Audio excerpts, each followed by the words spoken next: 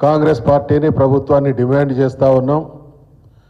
42% రిజర్వేషన్లు అమలు చేసి మాత్రమే స్థానిక సంస్థల ఎన్నికలు జరపాలనేది మా డిమాండ్. గడచిన 20 మాసాల కాంగ్రెస్ పాలనను కనుక ఒక్కసారి సమీక్షిస్తే ద్రోహం చేయడం, పలాయనం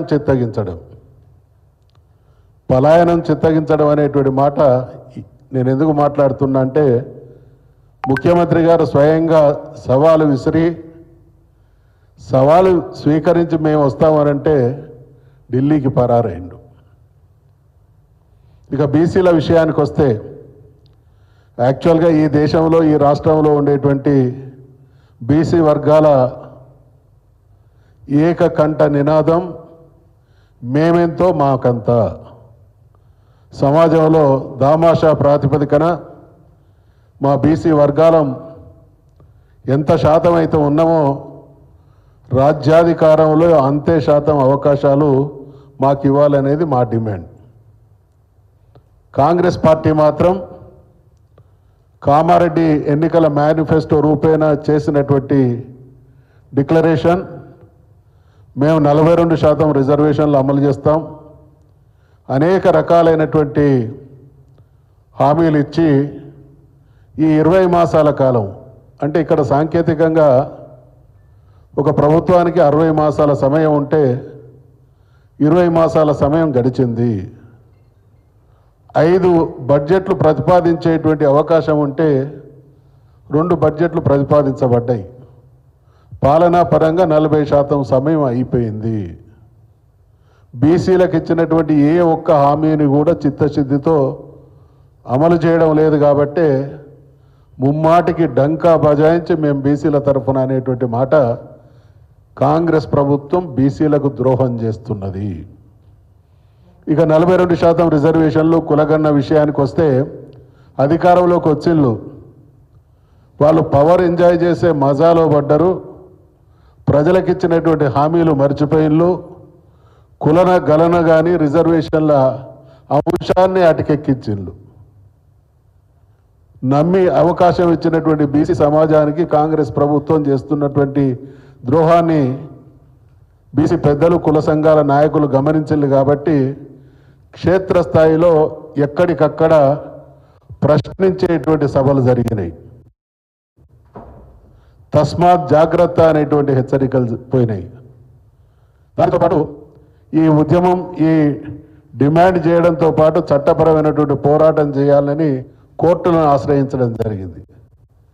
ఈ ఒత్తిడి వచ్చిన తర్వాత మాత్రమే కాంగ్రెస్ పార్టీ మీనమేషాలు లెక్కబెట్టి తూతూ మంత్రంలాగా ప్రయత్నం ప్రారంభించింది. మొదలు కమిషన్ వేసింది, అది డెడికేటెడ్ కాదు. డెడికేటెడ్ కమిషన్ వేయాలి, తర్వాత వాళ్ళ ద్వారానే గణన సర్వేలు జరిపించాలి. దానికి భిన్నంగా స్టాటిస్టిక్స్ డిపార్ట్మెంట్తో చేసిండ్రు. అంటే అడుగడుగున వీళ్ళ నిబద్ధత, ఏమాత్రం చిత్తశుద్ధి లేకుండా తూతూ మంత్రం లాంటి ప్రక్రియ జరిపించి మరొక్కసారి ఎన్నికల సందర్భంలోనే నమ్మించి ద్రోహం చేసిండ్రు అనంటే, అడుగడుగున నమ్మించి ద్రోహం చేసేటువంటి పరంపర కొనసాగుతూ ఉన్నది.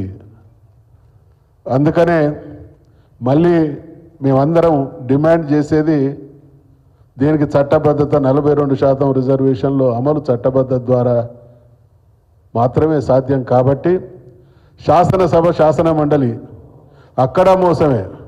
బహుశా నాకున్నటువంటి అవగాహన మేరకు చట్టసభలకు ఉండేటువంటి హుందాతనాన్ని, గౌరవాన్ని ఈ స్థాయిలో దిగజార్చి వాటికి ఉండేటువంటి ప్రాధాన్యతను తగ్గించినటువంటి ముఖ్యమంత్రి ఈ రాష్ట్రంలో, గడిచిన రాష్ట్రంలో ఎవరైనా ఉన్నారు అనంటే అది రేవంత్ రెడ్డి గారి ప్రభుత్వమే. మేము శాసన మండలిలో స్పష్టంగా హామీ ఇవ్వడం జరిగింది. తమిళనాడు వాళ్ళు ఆచరించినటువంటి విధానం తీర్మానం చేయడంతో పాటు దేశవ్యాప్తంగా ఉన్నటువంటి పార్టీలను కలవడంతో పాటు ప్రధానమంత్రిని, కేంద్ర మంత్రులను కలిసి ఒత్తిడి తీసుకొచ్చి అవసరమైతే ఒక ఉద్యమ నిర్మాణం చేసి ఢిల్లీ పాలకులను ఒప్పించి తెలంగాణ తేవాలి, దానికి మీరు సిన్సియర్ ప్రయత్నం చేయాలంటే వాళ్ళు మాకన్నా ఎక్కువ గొప్పగా మాట్లాడుతున్నాను. మేము చాలా నిబద్ధతతో ఉన్నాం. 100% చట్టబద్ధత తీసుకొని వచ్చి 9th షెడ్యూల్లో పెట్టించి మాత్రమే ఎన్నికలు జరిపిస్తాం. దీంట్లో మీ అందరి సహకారం ఉండాలి. ఎక్కడ కూడా మేము వెనుకకు పోయే ప్రసక్తే లేదన్నారు. ఇవాళ బిల్లు పాస్ చేసుకొని 100 రోజులు కావస్తా ఉన్నది. ఎక్కడ ఉలుకు లేదు, పలుకు లేదు. ఇంత ఉలుకు పలుకు లేనటువంటి స్థితిలో సంఘాల వాళ్ళు డిమాండ్ చేస్తున్నా మళ్ళీ మాట మార్చి మడమ తిప్పేటువంటి ప్రయత్నం చేస్తూ ఉన్నారు. గుసగుసలు వినిపిస్తూ ఉన్నాయి. పార్టీల పరంగా అమలు చేస్తామనేటువంటి లీకులు వస్తూ ఉన్నాయి. తస్మాత్ జాగ్రత్త రేవంత్ రెడ్డి గారు, మీరు మీ ప్రభుత్వం ఈ దేశంలో బీసీలను సర్వనాశనం చేసినటువంటి పార్టీ కాంగ్రెస్ పార్టీ. దేశంలోని బీసీలను 2వ శ్రేణి పౌరులుగా దిగజార్చింది కాంగ్రెస్ పార్టీ. కాబట్టి మళ్ళీ మేము రీఇటరేట్ చేస్తూ ఉన్నాం. 42% రిజర్వేషన్లకు చట్టబద్ధత 9th షెడ్యూల్లో చేర్చి మాత్రమే ఎన్నికలు జరిపించాలి. ఒకవేళ అది కాకుండా ఏదన్నా జరిగితే జరిగేటువంటి పరిణామాలకు రేవంత్ రెడ్డి కాంగ్రెస్ పార్టీ వారి ప్రభుత్వమే బాధ్యత వహించవలసి ఉంటుందని హెచ్చరిస్తాం. పెద్దలందరికీ నమస్కారం. చాలా విషయాలు చెప్పడం జరిగింది. ఆది నుంచి మొదటి నుంచి కూడా బీఆర్ఎస్ పార్టీ మేమందరం కూడా ప్రశ్నిస్తూ ఉన్నాం. 6 నెలల్లో చట్టబద్ధత కల్పించి రిజర్వేషన్ ఇస్తామన్నారు. 6 నెలల్లో ఏదైనా ప్రయత్నం జరిగిందా? ఒక్క ప్రయత్నం అన్నా? సంవత్సరాల తర్వాత గొడవ వస్తే బీసీ కమిషన్ వేసారు. ఈ దేశంలో ఎక్కడైనా ఒక బీసీ కార్పొరేషన్, బీసీ కమిషన్కు చట్టబద్ధత ఉందా? మళ్ళీ మేము కొట్లాడి అడిగితే డెడికేటెడ్ కమిషన్ వేసింది. వేసిన తర్వాత చట్టం తేవాలన్నాం. చట్టం తేవాలంటే అసెంబ్లీలో తీర్మానం చేశారు. మా పార్టీ, మా నాయకులందరూ కూడా సపోర్ట్ చేశారు. ఢిల్లీకి లెటర్ పోకముందే వీళ్ళకి తెలియక ఢిల్లీలో పోయి పెద్ద మహాధరణ, పెద్ద సభ పెట్టింది. అక్కడ సంఘాలను కలుపుకొని తీరా చూస్తే గవర్నర్ సంతకం కూడా కాలేదు. ఆ రోజుకి గవర్నర్ సంతకమే కాలేదు. మీరు ఇంత అడావుడి చేస్తున్నారు, మరి ఏం జరుగుతుంది అంటే సంతకమైపోయింది.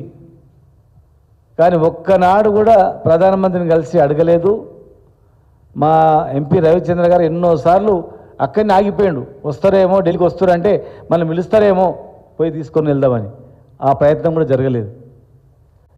ఇవాళ మళ్ళీ ఏం లీకులు వస్తున్నాయంటే ఒక జియో వస్తుంది అని చెప్పి లీక్ ఇస్తున్నారు. అదంతా వాళ్ళే ప్లాన్. అది బీసీలను పచ్చగా మోసం చేయడానికి స్వాతంత్రం వచ్చినప్పటి నుంచి ఇప్పటి వరకు అలవాటైపోయింది ఈ దేశంలో కానీ రాష్ట్రంలో కానీ.